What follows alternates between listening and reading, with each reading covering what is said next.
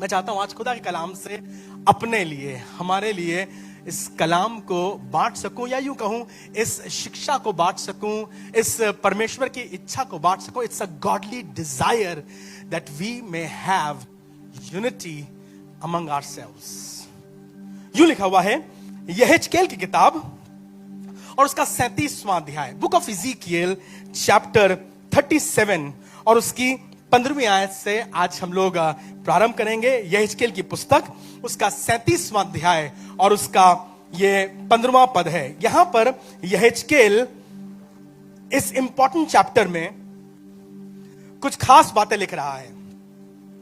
And as Ezekiel being a prophet, यहेजकेल एक वो नबी है जो उस समय में भविष्यवाणी करता है जब खुदा के लोग बंधुआई में थे, दासत में थे, बेबीलोन में थे. और यहेजकेल खुद भी बंधुआई में है. He is in Babylon, he is in captivity. और इजराइल देश बहुत सफर कर रहा है, बहुत रो रहा है, बिखरा हुआ है, टूटा हुआ है. लोग आंसू बहा रहे हैं क्योंकि बाबुल के शासकों ने इनके ऊपर अत्याचार कर रखा है. और उस पीड़ा के समय, उस दुख के समय, उन आंसुओं के समय खुदा का कलाम यहेजकेल के पास आता है. और खुदा का रूह यहेजकेल से यूं कहता है, सुनिएगा. यहेजकेल 37वां अध्याय उसका 15वां पद. फिर यहोवा का ये वचन मेरे पास, फिर यहोवा का ये वचन मेरे पास पहुंचा. हे मनुष्य की संतान. ये जो टाइटल है सन ऑफ मैन, हमेशा बाइबल में भविष्यवक्ता के लिए, प्रॉफिट के लिए इस्तेमाल किया जाता है. मनुष्य के पुत्र, मनुष्य की संतान. कहने लगा तू एक लकड़ी ले और उस पर लिख ले यहूदा की और उसके संगी इजरायलियों की, और दूसरी लकड़ी ले और उस पर लिख ले यूसुफ की. अर्थात है प्रेम. हुआ क्या था? हुआ यह था, इजराइल का भाग दो भागों में विभाजित हो गया था. The nation of Israel was divided into two halves. One part was called southern Israel, the other was called northern Israel. या सरल भाषा में यूं कहा जाए, आपने सुना है बाइबल में कहा जाता था इजराइल और यहूदा. यह विभाजन तब हुआ था, अगर आपको स्मरण हो, जब सुलेमान का बेटा रहूबियाम, जो बहुत घमंडी था, बहुत ऐठू था, और सुलेमान के मरने के बाद लोग रहूबियाम के पास आए और कहने लगे हमारे ऊपर बहुत ढेर सारा टैक्स है, हमारे ऊपर बहुत कर है, बहुत प्रेशर है. रहूबियाम, तुम्हारे पापा ने बहुत अच्छा मंदिर बनवाया था, बहुत अच्छा घर बनवाया था, इसलिए देश के ऊपर बहुत कर हो गया है. क्या तुम थोड़ा सा हमारे ऊपर कर कम कर सकते हो, थोड़ा सा रिलैक्स कर सकते हो, थोड़ी चीजें सरल हो जाए और हम तुम्हारे साथ साथ बने रहेंगे. तो रहूबियाम ने पहले बड़े लोगों से पूछा, जो उसके पापा के काउंसलर थे, तुम बताओ हम क्या करें. उन्होंने कहा अगर कर दोगे ना तो ये सब लोग तुम्हारे साथ हो जाएंगे. देखो दाऊद का राज्य बहुत अच्छा था, सुलेमान एक बहुत लवेबल किंग था, सब लोग सुलेमान को बहुत प्यार करते थे. पर रहूबियाम, अगर तुम चाहते हो कि अपने पापा के जूतों में अपने पैर डाल सको, you want to take that position, you want to be as acceptable as your father, तो अगर तुम इनकी बात मान लोगे, टैक्सेस कम कर दोगे, इनसे प्यार करोगे, इनसे प्यार का व्यवहार करोगे ना, तो ये सब लोग तुम्हारे साथ जुड़ जाएंगे. उसने कहा अच्छा. फिर रहूबियाम गया उन लड़कों के पास जो उसकी उम्र के थे, उसके साथ के थे, और कहने लगा यार सब लोग आए थे, सब लोग कह रहे थे कि अगर टैक्सेस थोड़ा कम कर दो तो हमारे लिए थोड़ा सरल हो जाएगा, तुम बताओ हम क्या करें. सो दीज यंग मैन, ये जवान जो बहुत समझदार नहीं थे, जिनके पास जिंदगी का बहुत अनुभव नहीं था, कहने लगे इन लोगों की बात मानना नहीं. अगर तुम एक बार डर गए ना तो हर बार डराएंगे, एक बार दब गए हर बार दबाएंगे, इनकी बात मानना नहीं. कोई टैक्स वैक्स कम ना करना, बल्कि और बढ़ा दो. और देखो अरे तुम्हारे पापा क्या थे, तुम्हारे पापा सोलोमन क्या थे, तुम देखो तुम्हारी पर्सनालिटी, तुम्हारा तरीका, तुम्हारा व्यवहार. कई बार क्या होता है, हमारे दोस्त जो खुदा को नहीं मानते हैं हमें ऐसी बातें बताते हैं जो बिल्कुल अजीब होती हैं. सुलेमान के बराबर बुद्धिमान कोई नहीं था, और रहूबियाम के दोस्त कहने लगे अरे तुम्हारे बराबर कोई नहीं है यार, तुम देखो अपने आप को, तुम्हारी पर्सनालिटी देखो, तुम्हारी शिक्षा दीक्षा देखो, how grand you are, how great you are, and you have nobody in competition to you, so do whatever you feel like. Rehoboam was puffed up, इसका घमंड उबाल मारने लगा. अगले दिन महल में खड़ा हुआ, ये सब लोग जो वहां के प्राचीन थे आए, कहने लगे राजा साहब आपने क्या सोचा, मालिक जी आपने क्या सोचा. मेरा बाप जो था ना वो कमजोर आदमी था, सोलेमन के लिए कह रहा है, सुलेमान के लिए कह रहा है, और मेरी छुंगली मेरे बाप की कमर के बराबर है, मुझे हल्के में मत लेना। जब तुम लोग कोई गलती करते थे, मेरे पापा ना तुम्हें कोड़ों से पिटवाते थे, मैं बिच्छुओं से कटवाऊंगा। मेरे सामने कायदे से रहना। मालूम काहे की महक आ रही है आपको? घमंड की, अहंकार की,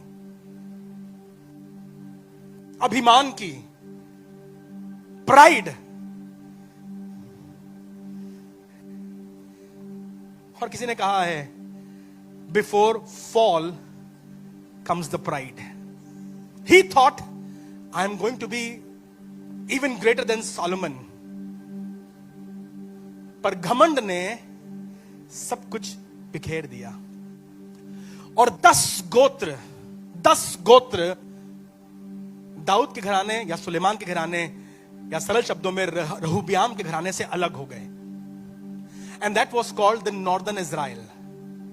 उसे कहा गया उत्तरी इजराइल या इजराइल। और परमेश्वर की प्रतिज्ञा जो दाऊद के साथ और सुलेमान के साथ थी, इसी कारण ये 2 गोत्र बने रहे रहूब्याम के साथ, वरना ये सब कुछ खो देता। पर परमेश्वर अपनी प्रतिज्ञा को पूरी करता है, तो वो दाऊद के साथ बांधी गई प्रतिज्ञा कैसे टाल देता? हालांकि रहूब्याम बदतमीज था, अहंकारी था, घमंड था, but God was still faithful to the household of David. And because of pride the kingdom was divided. ध्यान सुनिएगा, पैसा सबसे बड़ा कारण नहीं है विभाजन का, मकान सबसे बड़ा कारण नहीं है, प्रॉपर्टी सबसे बड़ा कारण नहीं है। सबसे बड़ा कारण खानदानों को तोड़ने का, विभाजन का, कलीसियाओं को तोड़ने का, परिवारों को तोड़ने का कारण है अहंकार, घमंड। मैं कुछ हूं, तुम क्या हो। और इतना शक्तिशाली राष्ट्र जिसे खुदा ने बनाया था, टूट गया, बिखर गया। इतना टूट गया कि अब कोई भी आता है और इन पर आक्रमण करता और इन्हें नाश कर। ये मिस्र के और बड़े बड़े शिकंजों से छूट के आ गए थे, पर अब कमजोर हो गए हैं। कोई भी आता है चढ़ाई करता है, कोई भी आता है लूट कर ले जाता है। डर कर जी रहे हैं, मिद्यानियों के डर के मारे, कभी फिलिस्तीनियों के डर के मारे। They have to be always in fear. You know why? क्योंकि जिस घर में फूट होती है, उसमें कोई भी आकर के लूटपाट करता है। अब ये देश जो शक्तिशाली था, फूट पड़ गई। आज नबूकदनेस्सर आया, इन्हें बंधुआई में बांध कर ले गया है, क्योंकि अब इजराइल और यहूदा 2 अलग अलग भाग हो गए हैं। पर मैं धन्यवाद करता हूं, यहेजकेल का अध्याय 37वां एक शक्तिशाली अध्याय है। This is the same chapter where he says, इन सूखी हड्डियों से कहो और खुदा इनमें जान देगा। ये बात ही कर रहा है सूखी हड्डियां जो बिखरी पड़ी थी। खुदा बाप कह रहा है मैं इन्हें जोड़ दूंगा। आज मेरी दुआ यह है, हर सूखी हड्डी प्रभु यीशु मसीह नासरी के नाम से जुड़ने पाए। This chapter 37 talks about godly union in the nation of Israel. Israel के राष्ट्र में, दाऊद के घराने में ये एकता की बात कर रहा है, और खुदा बाप वहां पर सर्वदा की आशीष ठहराता है। Everlasting blessings are found where people are together in unity. जहां कहीं से आप मेरी आवाज सुन रहे हैं, आपसे कहना मांगता हूं, अगर तुम्हारे घर में विभाजन है, कितना ढेर सारा पैसा हो, कितना बड़ा मकान हो, कितना बड़ा बिजनेस हो, और कितनी ढेर सारी गाड़ियां हो, सब छिन जाएंगी, बर्बाद हो जाएंगी, लुट जाएंगी। पर अगर घर में एकता होगी, तो वहां पर आशीष सर्वदा बनी रहेगी। पापा बेटा, मम्मी बिटिया, husband wife, listen to this. You don't have to earn more money. You have to earn more grace. You have to earn more relationships. और मुसीबत में भी तुम एक साथ बने रहोगे और तुम्हारे घर में आनंद दिखाई पड़ेगा।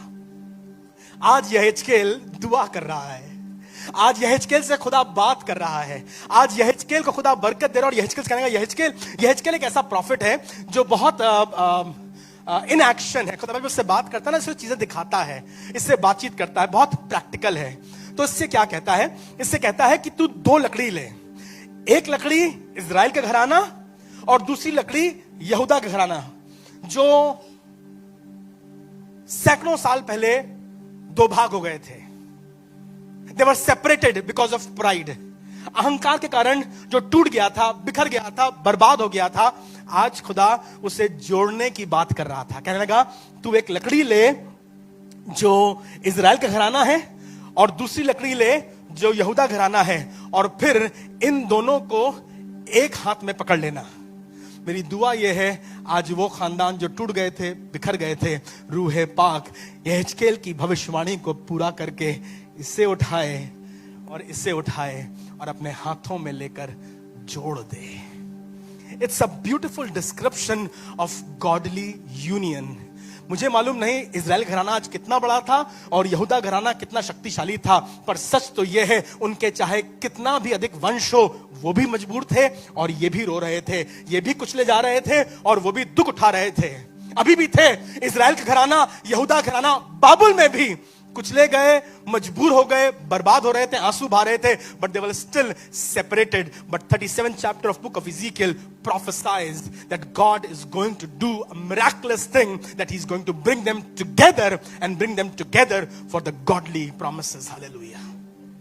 सुनिएगा, यूं लिखा हुआ है 22 में पूरा, अगर आप पूरा पढ़ेंगे तो आपको अच्छा लगेगा। 15वें अध्याय से लेकर के पढ़िएगा इसको, 15वें पद से पढ़िएगा, आपको आशीष मिलेगी। पर मैं चाहता हूं जल्दी से आपके साथ 22वां पद बांट सकूं। यूं लिखा हुआ है, और मैं उनको उस देश अर्थात इजराइल के जब उन्हें एक हाथ में ले लेगा उन दोनों लकड़ियों को और उन्हें एक साथ जोड़ लेगा, तब लिखा हुआ है और मैं उनको उस देश में अर्थात इजराइल के पहाड़ों पर, अर्थात इजराइल के पहाड़ों पर एक ही जाति कर दूंगा। पहली बात मालूम क्या कह रहा है? I will bring them back from captivity. कहां है ये लोग? बाबुल में। कह रहा है मैं उन्हें बाबुल से निकाल लाऊंगा। तुम्हारा घर जो आज तक गुलामी में है, झगड़े में है, आंसुओं में है, बीमारियों में है, सबसे पहले जब परिवार एक साथ आता है, जब पापा मम्मी एक साथ घुटने टिकाते हैं, जब बेटा और बिटिया एक साथ प्रार्थना करते हैं, किसी ने कहा है the family that praise together, they were not together because they were not praying together, they were scattered, but I thank God the prophecy was जब वो एक साथ आएंगे ना, तो सबसे पहले मैं उन्हें बंधुआई से निकाल करके अपने पवित्र पर्वत पर ला सकूंगा। मेरी दुआ ये है आज एक एक शख्स जो शायद अपने घर से अकेला बैठा हुआ है, तुम्हारा पति नहीं आता है, तुम्हारी पत्नी नहीं आती है, तुम्हारे बच्चे नहीं आते हैं, वो कहीं और जाते हैं, वो विश्वास नहीं करते हैं, खुदा करे तुम्हारे घर में यहेजकेल की भविष्यवाणी पूरी हो और वो लकड़ियों को जमा करके अपने घर में लेकर आए और बाबुल से निकाल करके सहियोन पहाड़ पर लेकर जाए। मैं जातियों को अपने पवित्र पर्वत पर एक कर दूंगा। सुनिएगा, और उन सबों का एक ही राजा होगा, और उन सबों का फिर एक ही, मालूम क्या है उसका नाम?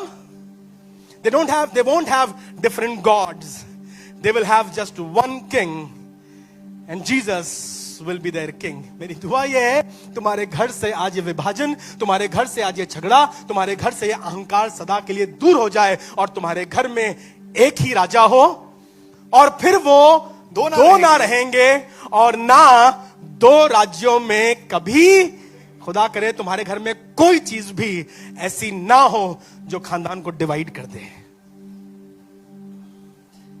आज जब आप यहां बैठे हैं, मुझे मालूम है शायद आप में से बहुत से लोग ऐसे होंगे, काश हमारे पति हमारे साथ होते, काश हमारे पापा हमारे साथ होते। आज दुआ करो और कहो प्रभु हम चाहते हैं यहेजकेल 37वां अध्याय मेरे घर में पूरा हो सके। शैतान की सबसे बड़ी चाल यही है कि वो तोड़ दे। आपने पढ़ा होगा हिस्ट्री में, divide and, this is how the enemy works, because when we are together he is not allowed to creep in, but the minute Eve is by herself, जैसे ही हवा अकेली हो जाती है, जैसे ही हवा अलहदा होती है, जैसे ही कंपेनियनशिप खत्म हो जाती है, शैतान को मौका मिलता है अंदर घुस जाने का। ही डिवाइड्स एंड ही रूल्स। जकरिया की किताब बुक ऑफ ज़करिया और उसका 11वां अध्याय, जकरिया की किताब उसका 11वां अध्याय और उसका 7वां पद सुनिएगा। भविष्यवाणी के रूप में यूं लिखा हुआ है, जकरिया, सो मैं घात होने वाली भेड़ बकरियों को, यह प्रॉफिटिक वचन है यीशु मसीह का। This is said to be the messianic prophecy. मसीहा के बारे में करी गई भविष्यवाणी है और जकरिया नबी इस बात को कह रहा है। और क्या कह रहा है? सो मेरे परमेश्वर ने मुझसे कहा, मेरे पिता ने मुझसे कहा कि तू जा और चरवाहा बन जा। और किसका चरवाहा बन जा? उन भेड़ों का जो घात की जाने वाली हैं, गुनाह के कारण, श्राप के कारण उन पर दान आने वाला है। The enemy is about to destroy them. You go and shepherd them. ना देख सका हमको तू पाप के सागर में, और बन के मनुष्य आया। इसीलिए वो यीशु मसीह आया और कहने लगा, मेरे पिता ने मुझसे कहा तू जा और उन भेड़ बकरियों का जो बर्बाद होने वाली हैं, नाश होने वाली थी, जिनका कोई अस्तित्व नहीं था, जिनका कोई चरवाहा नहीं था, जिनका कोई बचाने वाला नहीं था, you go and shepherd them, flock them. हम तो सब भटके हुए थे, हमने अपना अपना मार्ग लिया, मैं धन्यवाद करता हूं, लेकिन चरवाहा आया कि हमें बचा सके। नाउ सी कैसे वो चरवाहा इन भेड़ बकरियों को चराता है।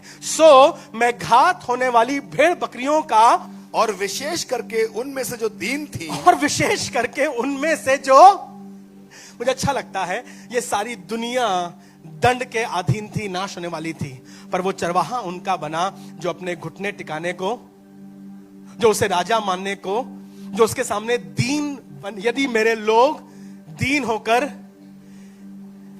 तो मैं स्वर्ग से सुनकर, दीनों का वो चरवाहा बन गया। क्या लिखा हुआ है?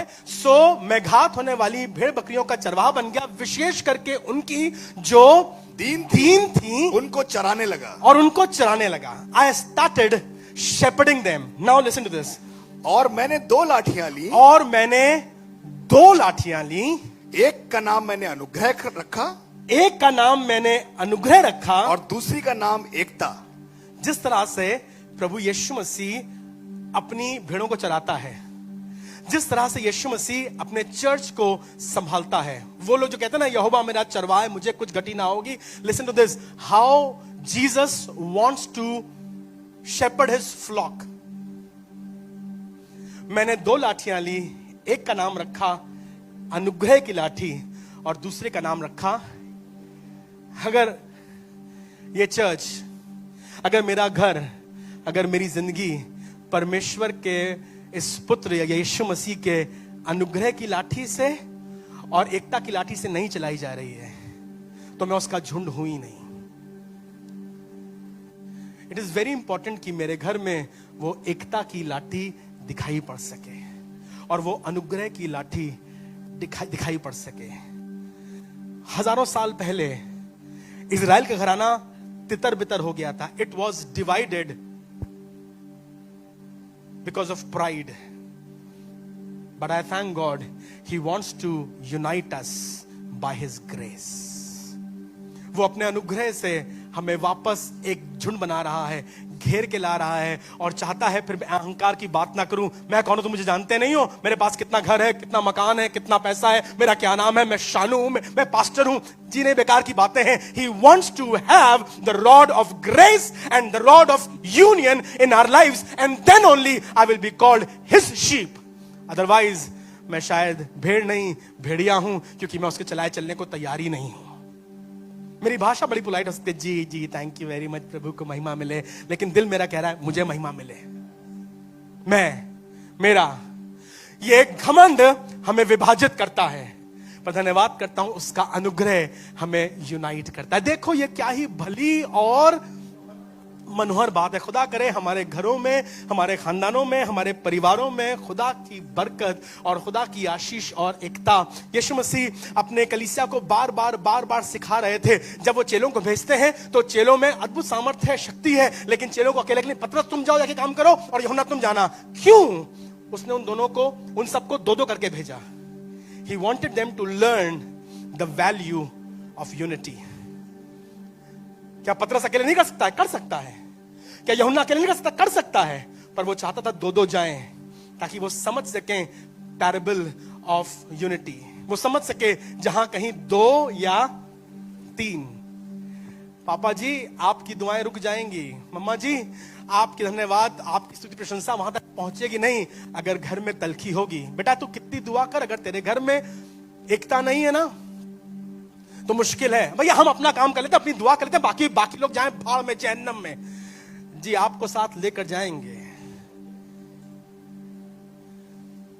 खुदा चाहता है यदि तू विश्वास करे तो तू और वो चाहता है एज अ फैमिली, नहीं चाहता हम अकेली अकेली लकड़ी पकड़े रहे। वो चाहता है ये लकड़ियों का गट्टर बनाया जाए। और वो कह रहा है देखो मैं इन्हें एक मन करूंगा, इन्हें एक आत्मा करूंगा। इफिसियों उसका 4 अध्याय और उसका 3 पद पढ़िएगा, आपको अच्छा लगेगा। इफिशियंस चैप्टर 4 एंड वर्स 3 यूं लिखा हुआ है, पौलुस प्रेरित इफिसियों की कलीसिया को, चर्च ऑफ एफेसस को इनकरेज कर रहे हैं। और मेल के बंध में, और क्या कहने लगा 3 पद में, और मेल के बंध में आत्मा की एकता रखने का यत्न करो। आत्मा की एकता रखने का, देखो जेब में हाथ डालकर आराम से टहलते हुए काम नहीं होगा। दिस नीड्स लॉट ऑफ यत्न, this needs lot of hard work, labour, effort. किसमें? मेल के बंध में, मेल के बंधन में बंधे रहने में। To be united in love, to be in bond of love. मेल के बंध में आत्मा की एकता रखने का। जब हम लोग चर्च में गाना गाते हैं ना तो बड़ा आसान होता है, सब लोग एक साथ कॉर्ड दीजिएगा। एरन भाई ने कॉर्ड दिया और एक साथ सब लोग गाना गा रहे हैं, धन्यवाद धन्यवाद धन्यवाद। बड़ा सरल है। पर जब चर्च में नहीं है, घर पर है, तब देखो सबको अलग अलग नोट, अलग अलग कॉर्ड, अलग अलग भाषा। अम्मा तुम जाओ, फालतू की बात ना करो, अभी हमारे पास टाइम नहीं है, हम अपने आप कर लेंगे, हमें ना बताइए। और सिर्फ पादरी साहब नहीं, बजाने वाले भी और गाने वाले भी। We go different ways, we are on different page, we are on different notes. It is important for you, young man. It is very important for you, beautiful daughter. And it is very important for you, hard-earning father. And taking all the responsibilities of the family, सारे chores पूरे करने वाली mummy, हमारे लिए बहुत जरूरी है कि हम मेल के बंध में एकता के साथ बने रहने का मेहनत करें, प्रयास करें, ताकि हमारा घर एक पेज पे रहे और इसमें हमारे घर में आशीष। हर दिन कोशिश करो तुम्हारे घर में पढ़ा जाए, दीवार पे लिख के टांग दो, देखो ये क्या ही भली और मनोहर बात है। भाई बहन जहां लिखा है ना, लिखा है मैं brethren dwell together in unity, वहां पर नाम लिख दो, पापा का, मम्मी का, बेटे का, बिटिया का, सास का, बहू का, ताकि हमारे घर में एकता बनी रह सके। और लिखा हुआ है यहोवा ने सर्वदा की, गॉड हैज कमांडेड, बरकतों से वहां जाके रुकना, आशीष से उस घर में रहना, चंगाई उस घर में वास करना। I am telling you the address, you have to deliver blessings. Amazon वाले रास्ता भूल सकते हैं, पर उसके फरिश्ते रास्ता नहीं भटकते हैं। मेरी दुआ यह है हमारे घर और हमारे खानदानों में खुदा की दूसरा इतिहास, उसका 30वां अध्याय, 2 क्रॉनिकल्स चैप्टर 30, दूसरा इतिहास उसका 30वां अध्याय और उसका 12वां पद सुनिएगा।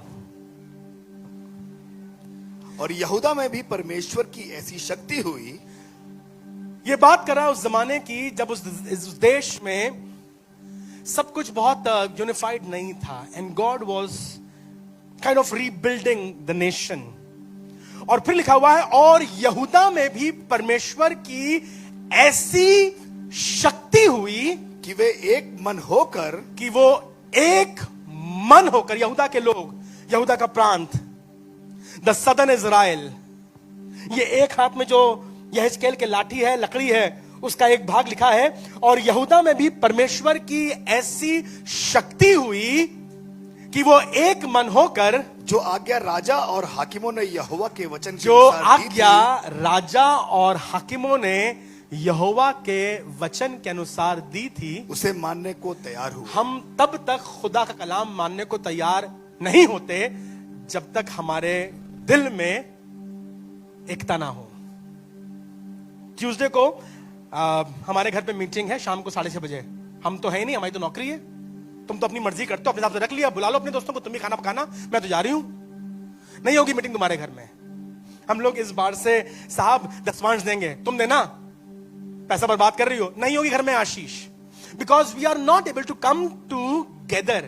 पर मैं धन्यवाद करता हूं यहूदा देश पर यहोवा की ऐसी शक्ति हुई कि वो सब एक मन होकर परमेश्वर की आज्ञाओं को मानने लगे। मेरी दुआ यह है तुम्हारे घर पर यहोवा की ऐसी शक्ति हो। I am talking to those women, those who come by themselves to the house of God. तुम अकेले खुदा के घर में आती हो, तुम्हारे घर में खुदा की ऐसी शक्ति हो कि तुम्हारा पूरा खानदान खुदा की बातें मानने लगे। जो जवान बच्चे अकेले आते हैं, तुम्हारे घर पर खुदा की ऐसी आशीष हो कि तुम्हारे घर में खुदा का नियम मानने के लिए वो तैयार हो जाएं।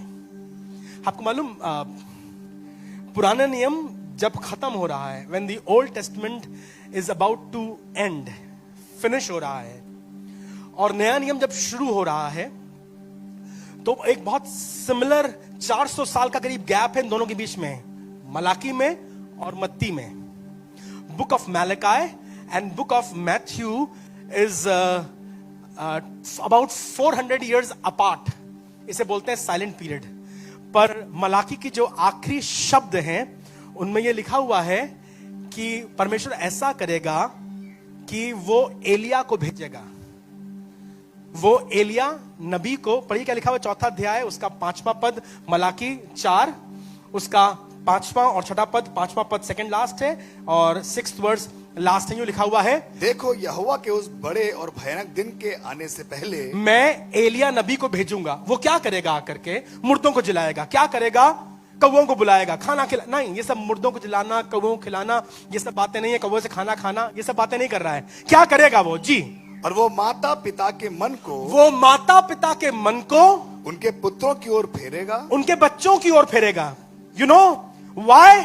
Because church, because the families, because the nations were divided, kingdoms were divided, खानदान टूट रहे थे, बिखर रहे थे, बर्बाद हो रहे थे। और खुदा का रूह कह रहा है, पुराना नियम खत्म हो रहा है और मैं अंत के दिनों में एलिया नबी को भेजूंगा, जो आकर के माता पिता के दिल को पुत्रों की ओर, बच्चों की ओर, और पुत्रों के मन को माता पिता की ओर। इतना बुरा समय आ गया था उस जमाने में कि बच्चे मां बाप के साथ, मतलब बात करता हूं, नया नियम शुरू होता और वो कहता है मैं एलिया नबी को भेजूंगा जो आकर के बच्चों के दिल को माता पिता की ओर और माता पिता के दिल को बच्चों की ओर फेर लाएगा। आज खुदा करे जैसे यहूदा पर शक्ति प्रकट हुई, जैसे नॉर्दर्न इजराइल और जैसे सदर्न इजराइल पर शक्ति प्रकट हुई, बिल्कुल वैसे ही यहोवा की शक्ति मेरे घर पे प्रकट हो, उसका एलिया का रूह मेरे घर पर आ सके, ताकि बच्चों का दिल माता पिता। मैं नहीं कहूंगा आपसे आप खड़े होइए, आपसे नहीं कहूंगा कि आप अपना हाथ उठाइए, मैं ये भी नहीं कह रहा हूं आपसे कि आप ऊंची आवाज से प्रार्थना कीजिए। I know it is very hurting and it is very devastating to live in a broken, separated and divided family. I would humbly request you कि अपना सर झुका के कहो, प्रभु मेरे घर में एलिया का रूह आ सके, प्रभु मेरे घर से अहंकार को दूर कर दे और अपना अनुग्रह भेज दे। Because we are divided by pride but united by grace. प्रभु तेरे अनुग्रह की लाठी और तेरी एकता की लाठी मेरे घर, मेरी कलीसिया, मेरे खानदान को चराए।